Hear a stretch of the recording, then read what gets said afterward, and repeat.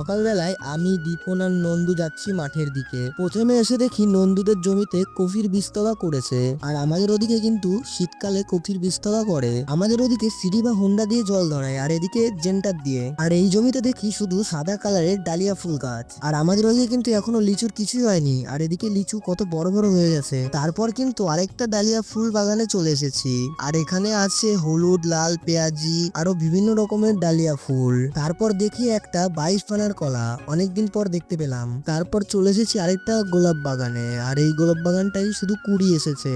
আর এই গোলাপ ফুলটা দেখে ছেঁড়ার মন করছিল। আর এই গাছগুলো দিয়ে কিন্তু বিয়ে বাড়ি সাজানো হয়। আর এটা হচ্ছে হলুদ গাঁদা ফুল। তারপর আরেকটা গোলাপ ফুলের বাগানে গেলাম, আর এখানে কিন্তু ভালোই কটা গোলাপ ফুল আছে। আর আমি এই মাঠের ফুল বাগানে এসে নিজেকে হারিয়ে ফেলেছি। আরেকটা গাঁদা ফুল জমি দেখতে পেলাম, আর আমি রজনী ফুলের জমির কথা তো বলবোই না, শুধু মাঠ আর মাঠ, রজনী ফুলেরই জমি। আর এটা কি গাছ আমি বুঝতে পারছি না। আর আমি ফুল বাগানে এসে ফুলম্যান হয়ে গেছি।